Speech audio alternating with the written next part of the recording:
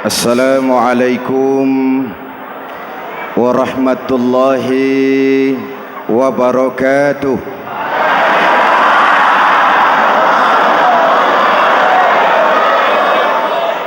Alhamdulillahi rabbil alamin. Wassalatu wassalamu ala ashrafil mursalin Sayyidina wa maulana Muhammadin wa ala alihi wa sahbihi ajmain, amma ba'du. Para ulama yang saya muliakan, hadirin hadirat ma'asyiral muslimin yang saya cintai, banyak kita alami perubahan-perubahan yang terjadi, baik perubahan yang menyangkut sosial budaya, lebih-lebih yang menyangkut sosial politik. Yang tidak banyak mengalami perubahan adalah sosial ekonomi. Bahkan angka kemiskinan kita naik menjadi 3/5 dari total penduduk kita hidup di bawah garis kemiskinan, dan 20% diantaranya miskin mutlak. Perubahan-perubahan yang terjadi menyadarkan kita kepada kebenaran Al-Quran ketika Allah menyatakan wa tilkal ayyamu nudawiluha bainan nas. Hari itu kami putar di antara manusia. Ada saat datang, ada waktu pergi. Ada hari lahir, ada saat kembali. Ada waktu dilantik, ada saat menyerahkan jabatan. Hari kami putar di antara manusia dan hidup cuma sekadar menunggu giliran. Soalnya kemudian di tengah perubahan-perubahan yang terjadi begitu cepat, what must we do now?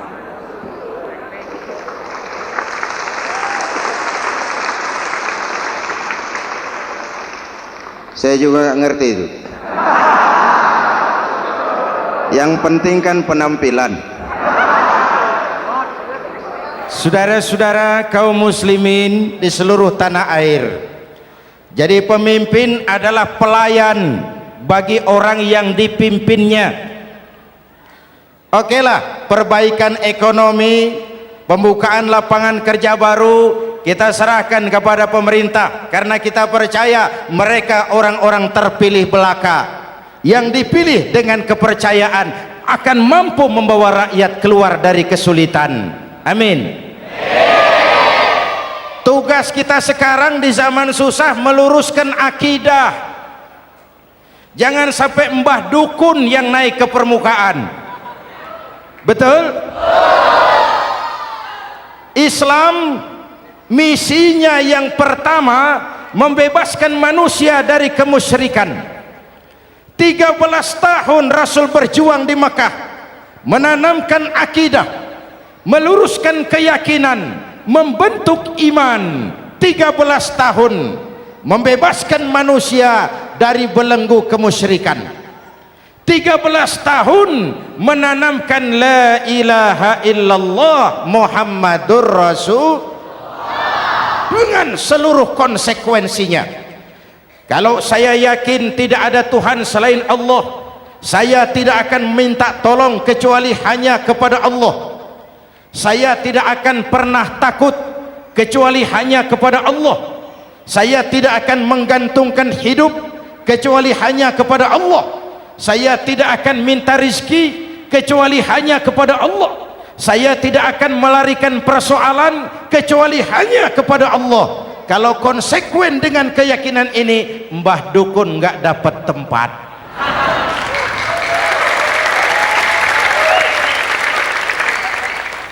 Akur?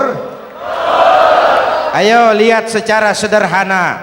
Saya sandaran di tiang, tiangnya ambruk, sayanya jatuh. Saya sandaran di tembok, temboknya runtuh, saya juga runtuh. Saya sandaran kepada orang kaya, dia jatuh miskin, saya bangkrut. Saya sandaran kepada jenderal, dia pensiun, saya selesai. Tapi kalau saya sandaran hanya kepada Allah, Allah tidak akan pernah miskin, Allah tidak akan pernah lumpuh, Allah tidak akan pernah terpuruk, dan Allah tidak akan pernah berkurang kekuasaannya.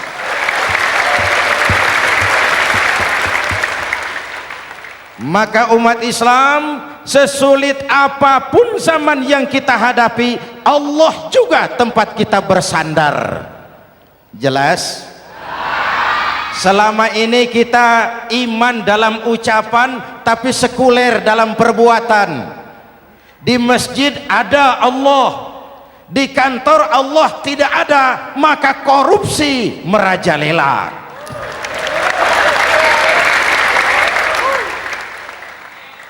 Di masjid ada Allah, di pasar Allah tidak ada, maka timbangan tetap curang. Kita iman dalam ucapan tapi sekuler dalam perbuatan. Oleh karena itu, sesulit apapun zaman yang kita hadapi, iman jugalah pegangan kita, Allah juga tempat kita bersandar. Boleh zaman berubah, akidah jangan sampai goyah. Karena iman kita hidup, untuk iman kita berjuang, dan dalam iman kita ingin kembali menghadap Allah Subhanahu. Selama ini manusia Indonesia kita lebih banyak diisi otaknya, hati sering kosong, agama dangkal, akidah rapuh, moral rendah.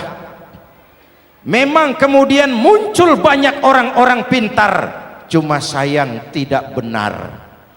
Indonesia kita bangkrut, Indonesia kita terpuruk, Indonesia kita sakit parah kalau diurus orang yang cuma pintar tapi tidak benar.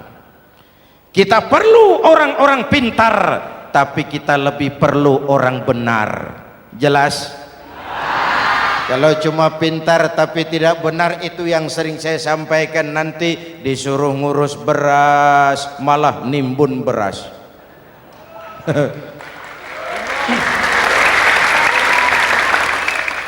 Disuruh ngurus laut malah jadi bajak laut. Disuruh ngurus hutan rame-rame jadi orang hutan.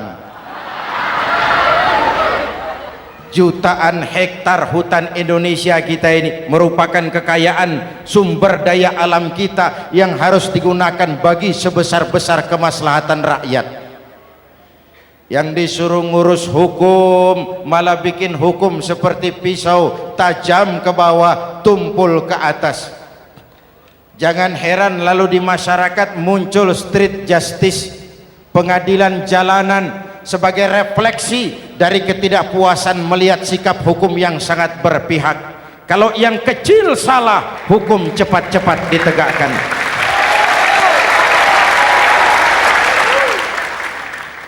Lihat saja sekarang ini, kalau orang terkenal banyak uang punya masalah, antri yang bela. Betul? Tapi saudara lihat si Marsinah di Jawa Timur, si Sengkon dan Karta di Jawa Barat, si Udin Bernas wartawan Jogja terseok-seok mencari keadilan, sampai hari ini urusannya masih remeng-remeng. Kenapa bisa begitu? Jawabannya sederhana, tidak ada fulus.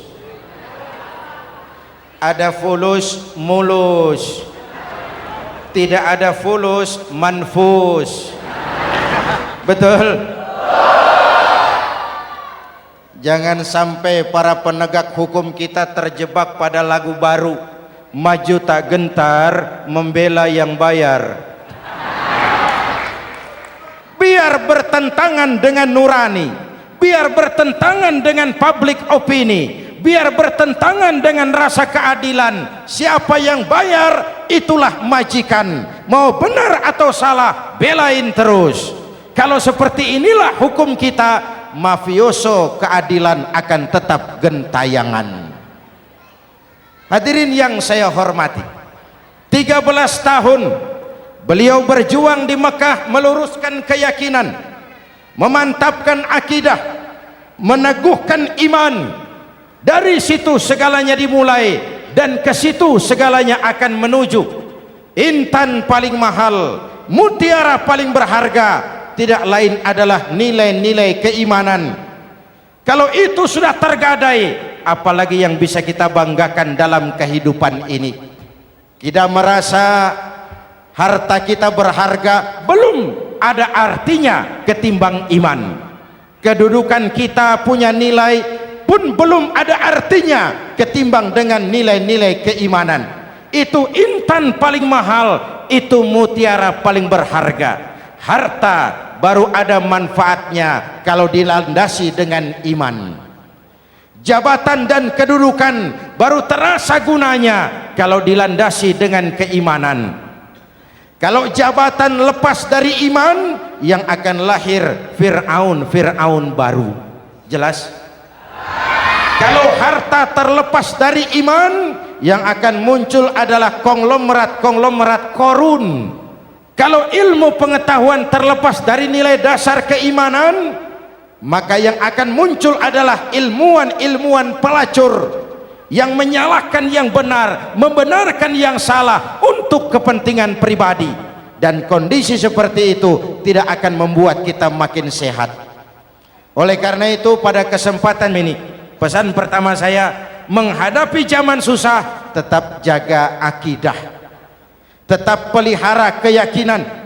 Kesulitan bukan untuk ditakuti, untuk diatasi. Hidup adalah kerja keras, bukan keajaiban. Perubahan tidak akan datang hanya dengan simsalabim abragadabra. Perubahan tidak akan muncul hanya dengan berandai-andai. Perubahan tidak akan turun dari langit seperti turunnya embun di waktu malam. Perubahan adalah kerja keras, sehingga Al-Quran membimbing kita, innallaha la yughayyiru ma biqaumin hatta yughayyiru ma bi anfusihim. Allah tidak akan mengubah keadaan suatu bangsa kalau mereka tidak mau mengubah apa yang ada di dalam diri mereka. Yang ada di dalam diri itu rule of thinking, state of mind, cara kita berpikir, cara kita memandang kehidupan, cara kita mengatasi persoalan.